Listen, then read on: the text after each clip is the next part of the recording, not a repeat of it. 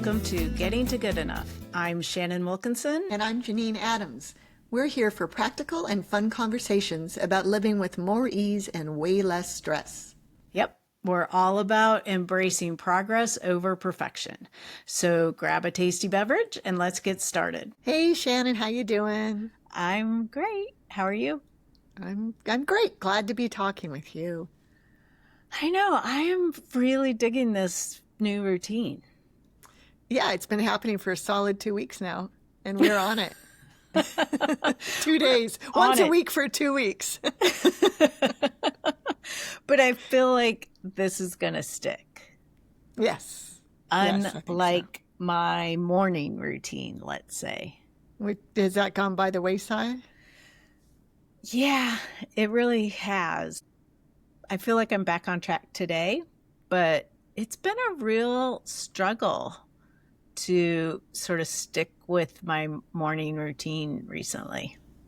And does that make you feel unmoored a little? I mean, do you find yourself wishing you were sticking to your morning routine?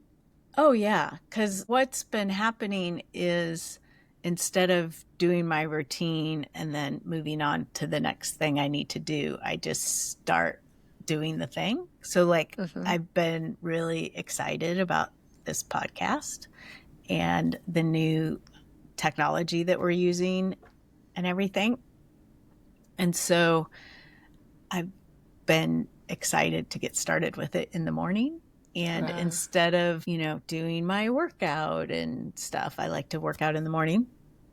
I will sit down at my desk and then it'll be 3 hours later and I'm still in my workout clothes, but have not worked out. Your pristine workout clothes. Yeah. And now have to go change because I have a client or something.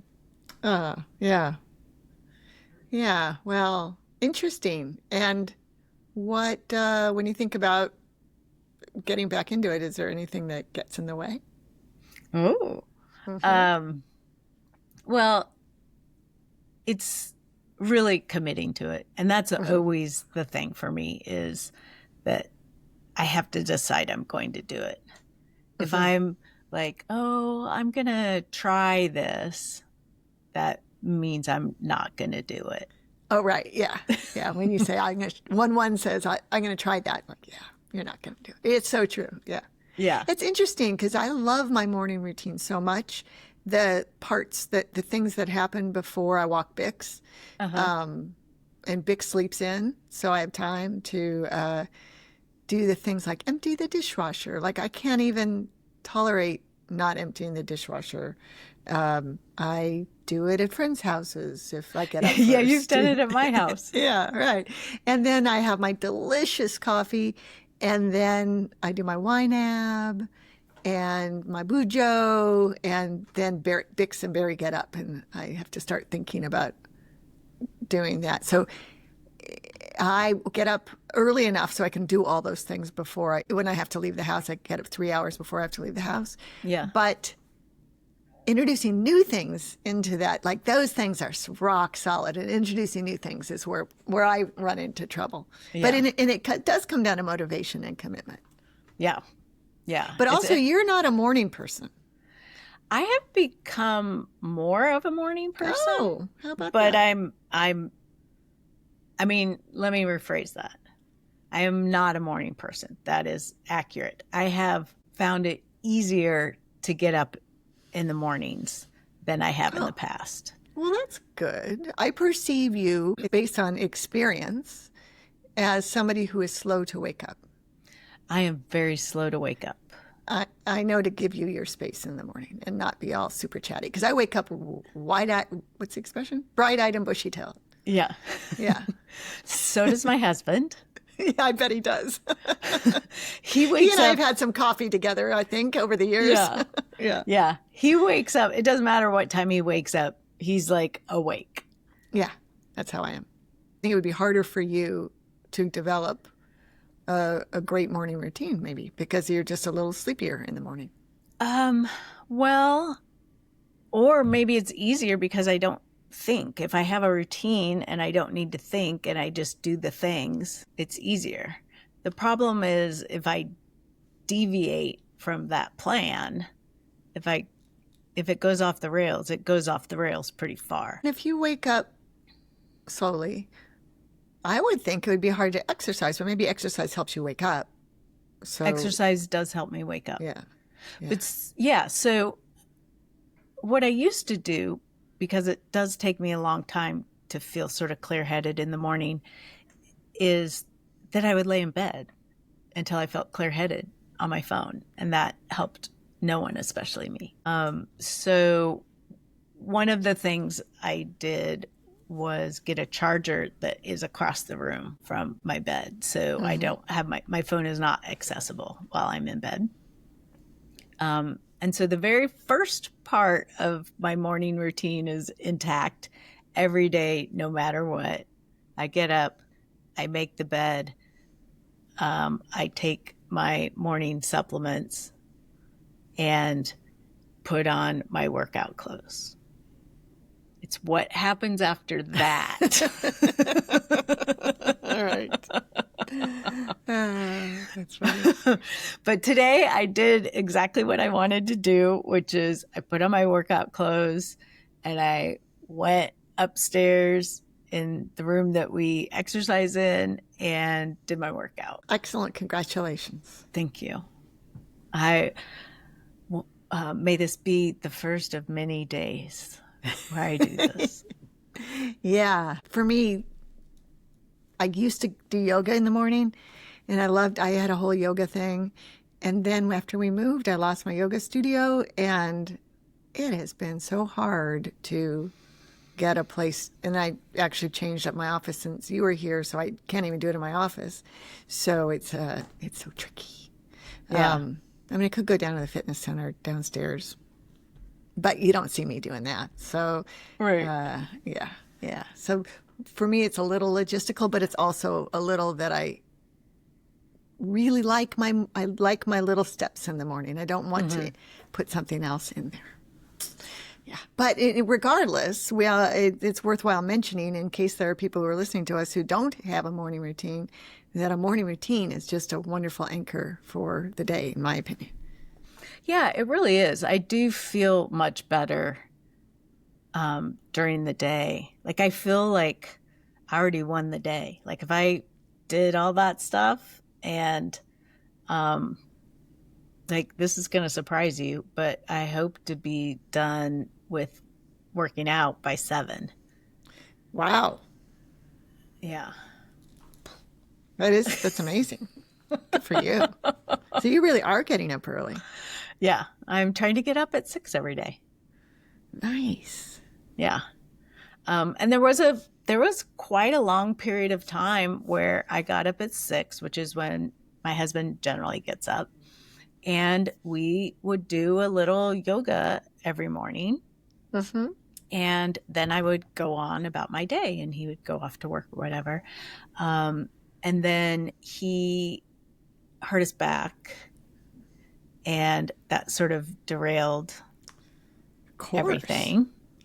And it also derailed. We were going to have a big trip in the spring to see our youngest in Dublin, where he had a internship, but we could not go because there was no way that Mike could sit on a plane with his back the way it was. So we had to cancel that. And then I think that's sort of, I just never really got back into the swing of it. But up till that point, I had a super solid morning routine where I did all the things I wanted to. Yeah, well, having someone to do the exercising with or the yoga, I can't remember what you said you guys were doing together, that's huge, right? You've got accountability. If one of us is dragging the other one's up there, you know. Exactly. Yeah, that's just ideal. And I suppose that could work for lots of different kinds of things that you want to try to do. It occurs to me that I'm not ready to make a commitment, but if I were, we could like be accountability buddies for one another with morning routines, right? Yeah. Like you get up after I do because I'm 2 hours ahead of you. Right. Yeah. So, but I could say, hey, I did my yoga. How about you? And, that sort of thing. Right. And others could do that with friends. But boy, I'm a little jealous of the idea of being able to have that in-person partner to do the exercise with. That's amazing. Yeah. I have a client who has someone she walks with 3 days a week. Nice. And so it's just gotten into such a routine. She walks on the days that she doesn't walk with her friend as well. Nice. And even if her friend can't meet her for whatever reason, she's still walking just because that's what she does Monday through Friday is she gets up, has her coffee, does her stuff, goes for a walk. Yeah, and that consistency is so important, right? If you can do something daily, it makes all the difference in the world. I think. I was just thinking about this neighbor of mine who I met when I moved in. I would see her walking. She would go to the park, and she walked by herself usually. And I ran into her and said, hey, I haven't seen you in a while. She said, I can't remember what hurt her knee or did something that made her skip a few days of walking. And she said, I had walked every day for a long time, 5 years or something. Oh my gosh. And she said, and then once she missed a day or two, it just kind of, something that strong sort of slipped away from her. And she does it still walking, but not necessarily every day. It's amazing how. Yeah. Yeah. That's sort of my tendency too. Which is keep a streak going. Keep a streak going. If I lose the streak, what's the point? Yeah. It doesn't matter anymore. And I think you're more of a, like, you're doing a streak, you break it for some reason, then you're like revved up to restart your streak. Yeah. Not 100%, but yeah, more than you. Right. Yeah. Yeah. But it is rough when you break a streak, man. Yeah. Well, which is a good reason to build in sort of increments of what counts. Right. I have had clients in the past who wanted to walk every day and would set this goal of walking every day for an hour, and that's just not going to work, and it's not sustainable long term. Mm-hmm. What we did was start with her putting on her tennis shoes and stepping out on the front porch. And that counted. That counted. She could check it off. That's all she had to do was put on her shoes, step out on the front porch. And that usually led to more activity, I assume? Yep. It might be just a walk around the block, but often it was, a full walk, hour-long walk. But because it had that flexibility and it still counted and she got to keep her streak and everything, then it became doable over the long term. Right. That's such a good point. Yeah. I mean, part of my exercise thing is I'm working with a trainer, so I train with her once a week, and I'm supposed to do stuff in between. And some days I don't even think of it, to be honest. If it were part of my morning routine, it would be different. Yeah. But I am, like this week, I'm giving myself credit for just stretching my hamstrings, which my hamstrings are outrageously tight. So I've been practicing that a little bit this week. Like, okay, at least I did that. Yeah. And of course I walk my dog and stuff, but I haven't been down to the treadmill this week yet. It just occurred to me, I told her about this podcast, so she may be watching or listening. Yeah. Right. Now you have a whole new level of accountability. Right.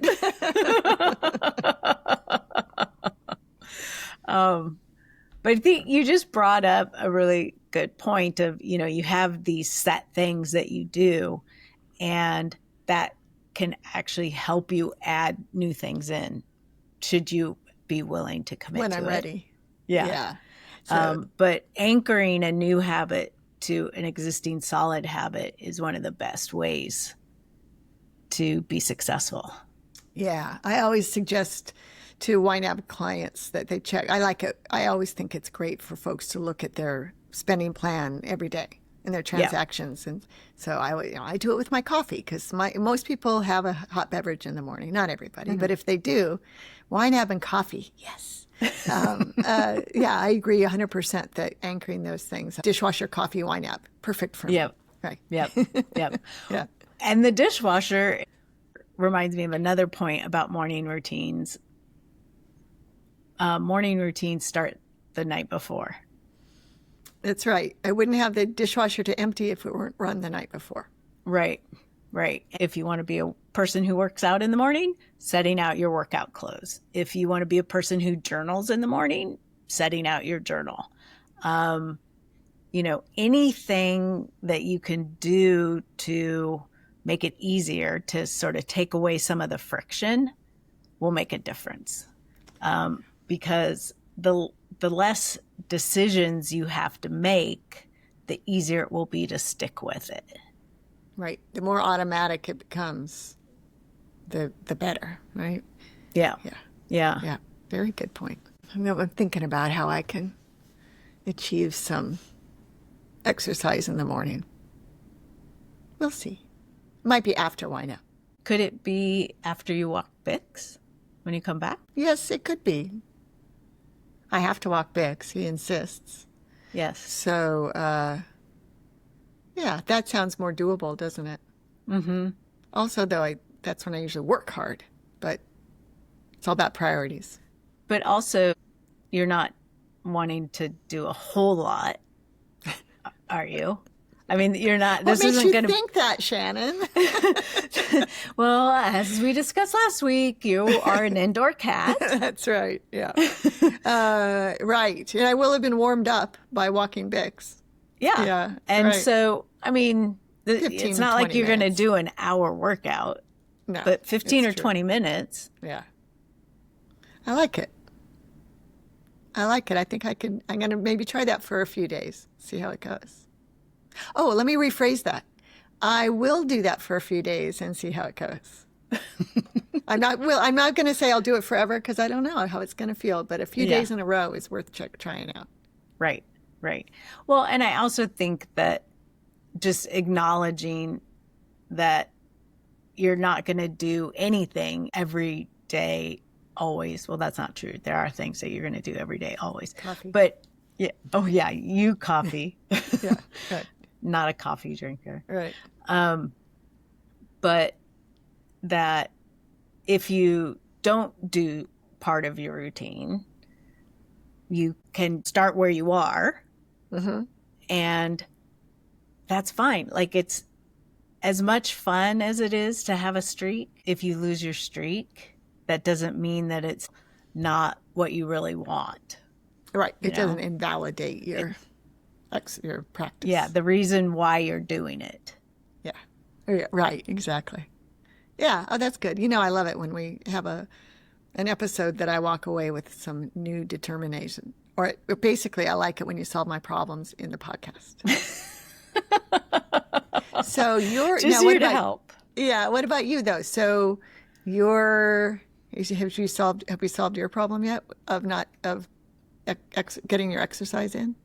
Yeah. So my problem is that I was trying to be fancy about when I was exercising and what I was doing. And really, I just need to, do the stuff that happens in my bedroom and bathroom, put on my workout clothes, and go straight to working out at the end. And I know what I'm doing every day. You know what workout you're doing every day? Yeah. Oh, nice.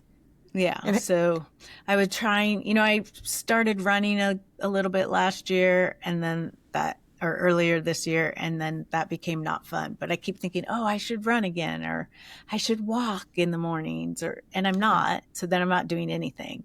So I'm just going to go back to Monday, Wednesday, Friday, strength training, Tuesday, Thursday, Peloton, cycling. Excellent. The end. So maybe Easy you and peasy. I can text each other in the coming days with how it went. Yeah. Yeah. Did mine today. Yeah. Today was leg day. Oh, man. I had leg day with my trainer last week. It was horrible. She about killed me. But I survived. Congratulations for making it to today. Thank you. She texted me the next day, "Are you sore?" I said, "Yeah, your name has been used in vain more than once today." Wow. I was so sore. Yeah. Oh, I love it. I feel like we've solved our problems and we have accountability to boot. I know. And so we would love to hear from you, our listeners. Do you have a surefire way to stick with your morning routine? Because we always love to hear good ideas. Do you still have questions? Do you struggle with it? Let us know. You can hit us up on social media. You can leave us a voice memo at 413-424-GTGE, which is 4843. You can send us a message at gettingtogoodenough@gmail.com. And until next time. Bye.